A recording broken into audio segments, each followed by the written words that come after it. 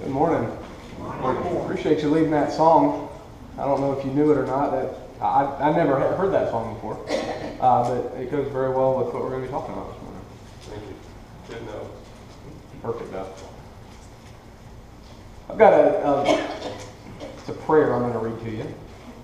I'm not saying that it is 100% true that the man that said these words actually said them. From what I could find, though, he did say this prayer. It's not word for word. I had to clean it up a bit because he was a pretty coarse individual that said the prayer. But in the 23rd of December, 1944, Battle of the Bulge, and George Patton is trying to get to Bastogne to push back the Germans. The Germans had this big push that, in the winter in the Ardennes Forest and caught everybody off guard. Didn't know they had it in them, and the weather was just terrible. The Luftwaffe had been annihilated. We had air superiority. We had better stuff, better men, and the weather was terrible. Our soldiers didn't have the kind of equipment they needed, and they couldn't get the equipment, they couldn't get the food, they couldn't get the ammunition. And at one point, I think I saw that they only had a handful of bullets each. And so George Patton is trying to get there in time. And he says this prayer on the 23rd, allegedly. Sir, this is Patton talking. The last 14 days have been terrible. Rain, and more snow. And I'm beginning to wonder what's going on in your HQ. Whose side are you on anyway? For 3 years, my chaplains have been telling me that this is a religious war. They tell me it is the Crusades all over again, except that we are riding tanks instead of chargers. They insist that we are here to annihilate the Germans and the godless Hitler, so that religious freedom may return to Europe. Up until now, I've gone along with that, for you have given us your unreserved cooperation. Clear skies in Africa made the landing highly successful and helped us eliminate Rommel. Sicily was comparatively easy, and you supplied excellent weather for the armored dash across France, the greatest military victory that you have thus far allowed me. You've often given me guidance in difficult command situations, and you have led German units into traps that made their elimination fairly simple. But now you've changed horses midstream. You seem to have given von Rundstedt every break, and frankly, he's beating us. My army is neither trained nor equipped for winter warfare. And as you know, this weather is more stable for Eskimos than for us Southern cavalrymen. But now, sir, I can't help but feel that I have offended you in some way, that suddenly you have lost all sympathy for our cause, that you were throwing in with von Rundstedt and his paper-hanging god Hitler. You know without me telling that our situation is desperate. Sure, I can tell my staff that everything's going according to plan, but there is no use telling you that my 101st Airborne is holding out against tremendous odds in Bastogne, and that this continual storm is making it impossible to supply them even from the air. I've sent Hugh Gaffey, one of my ablest generals, with his 4th Armored Division north towards all the important roads centered to relieve the encircled garrison. And he is finding your weather more difficult than the Krauts. I don't like to complain unreasonably, but my soldiers from Meuse to Econk are suffering tortures from the demands. Today I visited several hospitals, and he goes on to complain here a little bit more to God. He then goes on, Sir, I am not an unreasonable man. I'm not going to ask you to do the impossible. I do not even insist on a miracle. All I request is 4 days of clear weather. Give me 4 days so that my planes can fly, so that my fighter bombers can bomb and strafe, so that my reconnaissance can pick up targets for my magnificent artillery. Give me 4 days of sunshine to dry this blasted mud so my tanks can roll, so that the ammunition and rations may be taken to the hungry, ill-equipped infantry. I need these 4 days to send von Rundstedt and his godless army to their Valhalla. I am sick of this unnecessary butchering of American youth. And in exchange for 4 days of fighting weather, I will deliver enough Krauts to keep your bookkeepers months behind in their work. Amen. He said to have said that prayer. Not long after that, the weather did break. The airplanes could fly and deliver the supplies, and the tanks could roll, and it was a great victory for the Americans, for the Allies. And I wanted to say that as sort of an introduction to our lesson today, because with God on our side, we can't lose. We talked about that last week a little bit, and I want to go back now to John before we look at several other examples. But I want to go back to that scene in John that was read this morning in chapter 11. And it might seem like an odd place to go. But there's some words that are used in all the translations that I read that make it seem like Jesus is doing one thing, feeling one way, and I really think that he was feeling another way. As we look here, he goes and he finds everybody so upset because Lazarus is dead.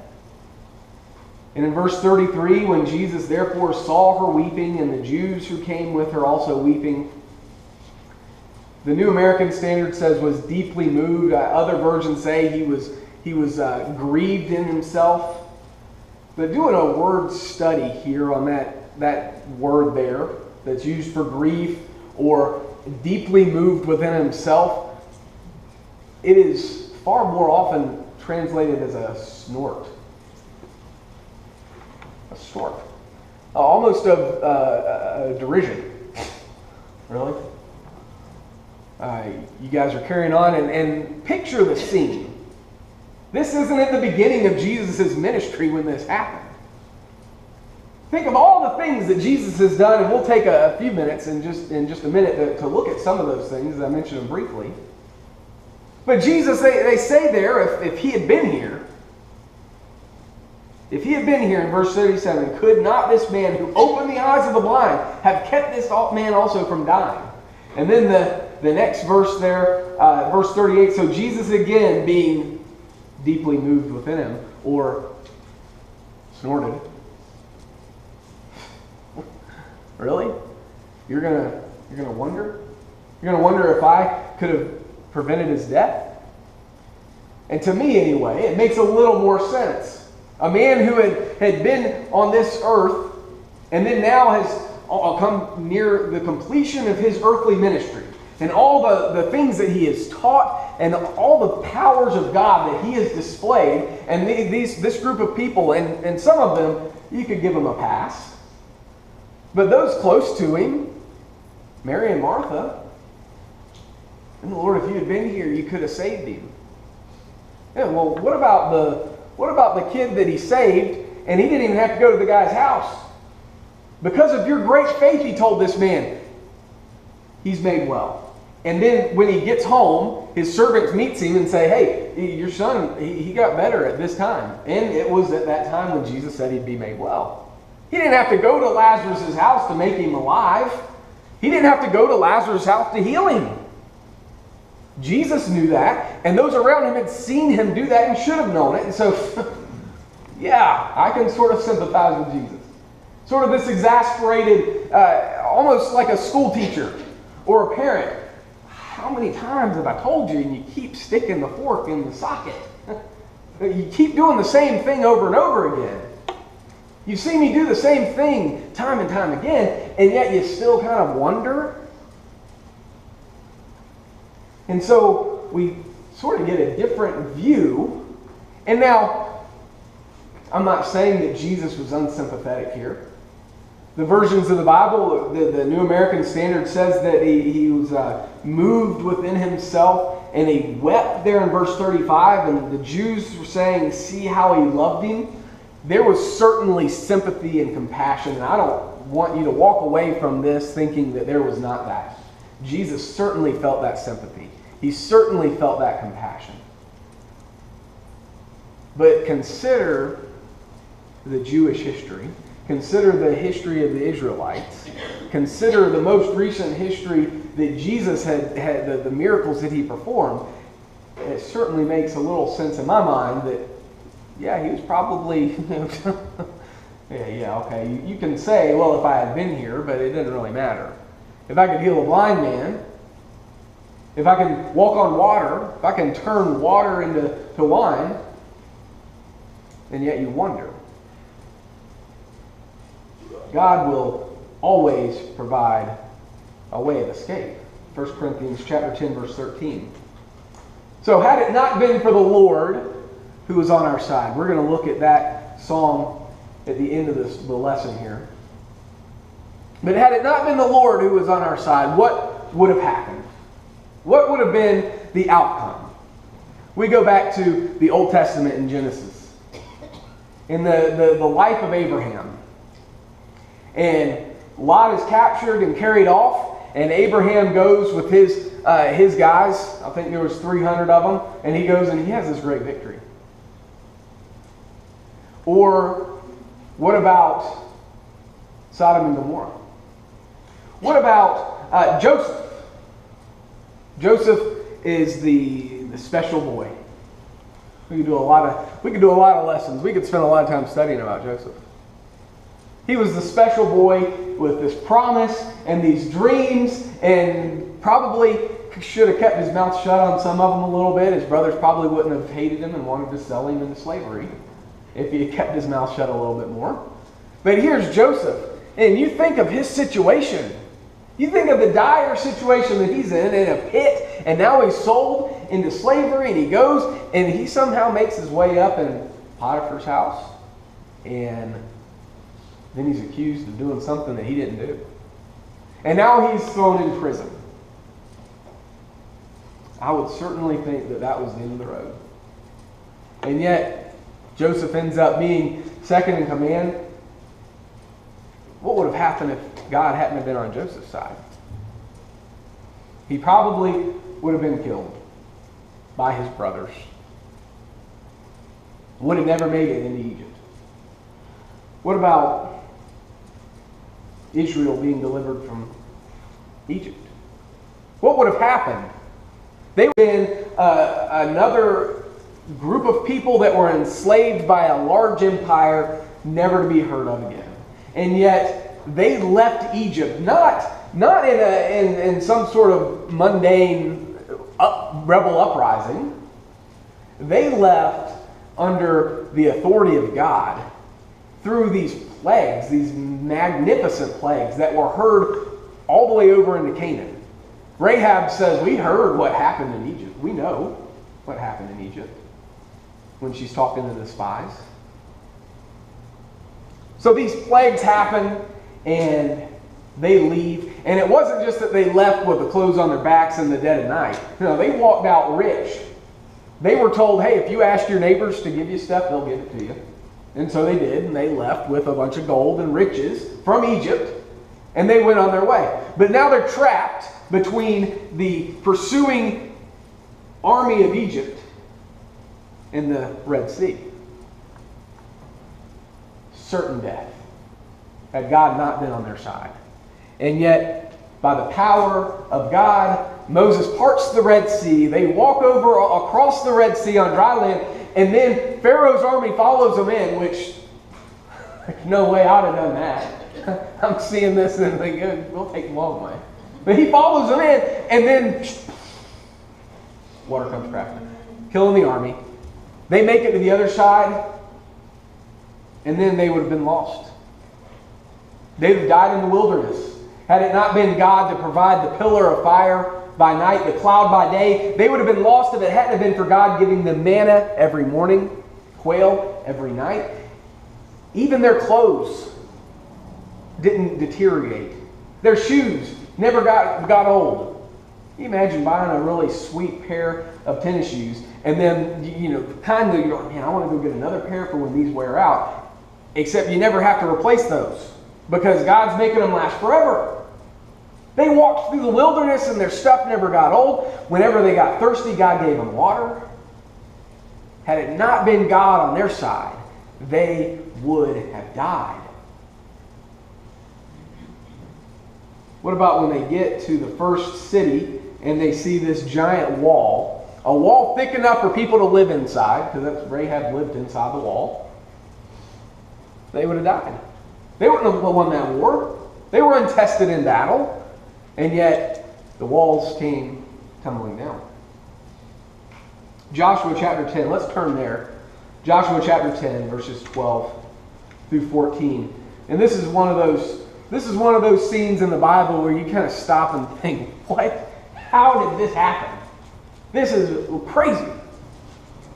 Then Joshua spoke to the Lord in the day when the Lord delivered the Amorites before the sons of Israel.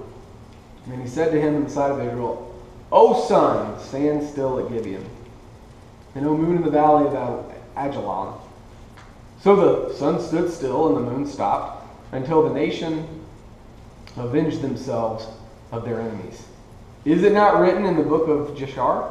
And the sun stopped in the middle of the sky and did not hasten to go down for about a whole day. There was no day like it before it or after it when the Lord listened to the voice of a man, for the Lord fought for Israel.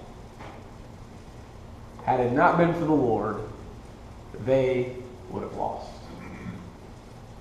Or when Moses' arms, as long as they were raised up, they were winning. He let them drop, they started to lose. And so they propped his arms up so that God was on their side. They would have lost. They surely would have lost. Little boy David, Samuel 17, goes out to fight a giant, would have lost. That's a joke. He would have lost. A battle-hardened man. A giant, literally, with armor so heavy that we couldn't lift it up. A sword so heavy we couldn't really swing it. And David goes out there and defeats him. Let's go to Esther.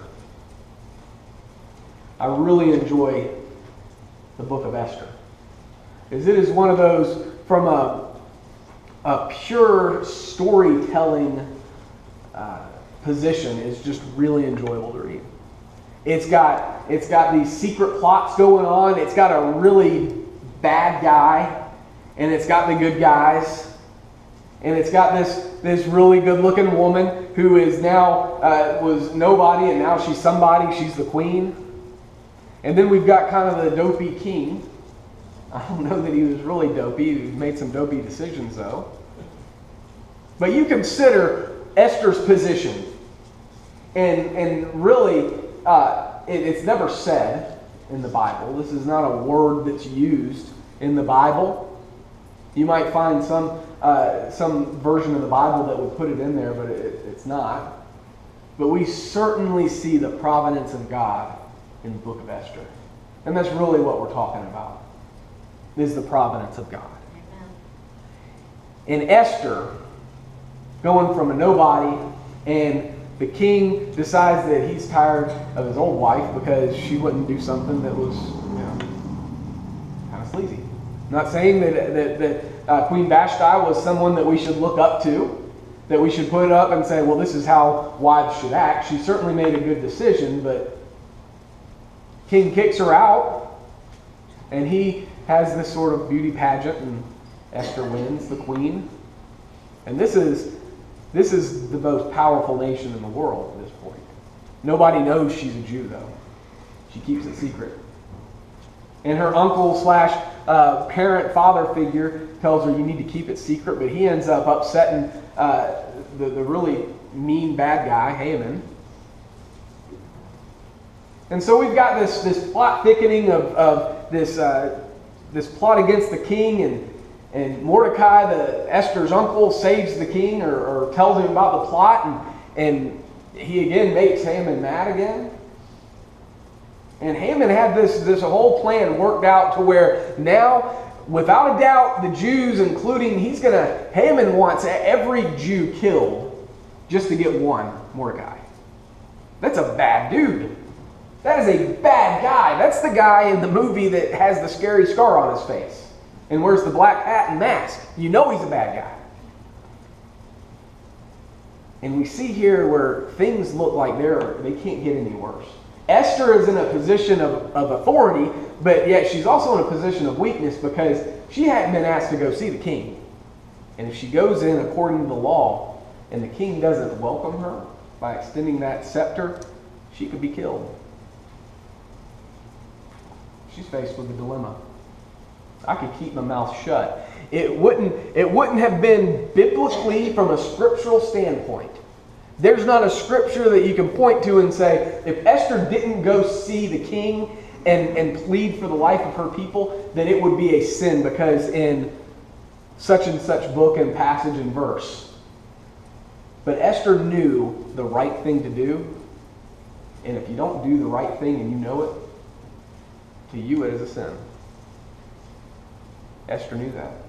And she went before the king, and the king welcomed her. And then she has this big feast and has another big feast. And finally she reveals, hey, he's trying to kill me. And he's trying to kill my people.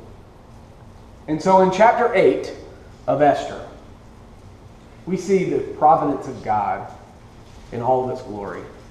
Because the king was so angry at Haman, he allowed the Israelites, the Jews, to fight everybody that wants to kill him. He even gave them weapons. He had Haman and his children hung on the gallows that he had made for Mordecai. And then he makes Mordecai the second in command. Like superpowers right here. But there's no miracle that you can point to and say that was miraculous, the way Jesus walking on water or raising Lazarus from the dead was miraculous. We can truly see the authority, the power, and the providence of God in the book of Esther. Had it not been the Lord on their side, they would have surely been destroyed. How about Shadrach, Meshach, and Abednego? That was miraculous. They get thrown into the fiery furnace in Daniel chapter 3 for not bowing down to a statue. And not even the hair, they didn't even smell like smoke. Their hair wasn't burned. Had it not been for God, they would have been burned alive. Daniel in the lion's den. Had it not been for the Lord, Daniel would have been eaten. And as a result of them standing up for the Lord, as a result of their faithfulness, Shadrach, Meshach, and Abednego, as a result of Daniel's repeated faithfulness, those kings, those powerful men recognized the one true God. People that knew multiple gods and worshipped in very profane ways were now introduced to the one true God because of a few faithful. God was on their side. Acts chapter 5, prison doors are open. We can look at a number of examples in the New Testament. But let's go back to the most important example. Because it not only applies to Israel or a woman named Esther, or 3 guys in a furnace, or 1 in a lion's den. But let's go back to Genesis chapter 3 because this one applies to them as well as us. Chapter 3, verse 15 of Genesis, and I will put enmity between you and the woman, and between your seed and her seed. He shall bruise your head, and you shall bruise him on the heel. The first prophecy of Jesus Christ forgiving us of our sins. The first time when man had separated himself from God by sinning. By going against God, there's now this huge gulf of sin between man and God. And God said, I have a plan because if I don't, we can never be reconciled. God set in motion that plan to redeem man from sin. Because if it hadn't been for him, we would surely die. When we think things can't get any worse, when we think that the world is crashing around us, when we are at the bottom of that prison cell for being accused of something we didn't do, when we're faced with difficult situations where we know that if we do what's right, it could mean disaster for us. When the enemy is pressing around us, when people lie and cheat and steal and hurt you, remember God's on your side. Amen. And remember that He's got a different vantage point than us. He sees what we don't see. He knows what we don't know. His ways are higher than our ways.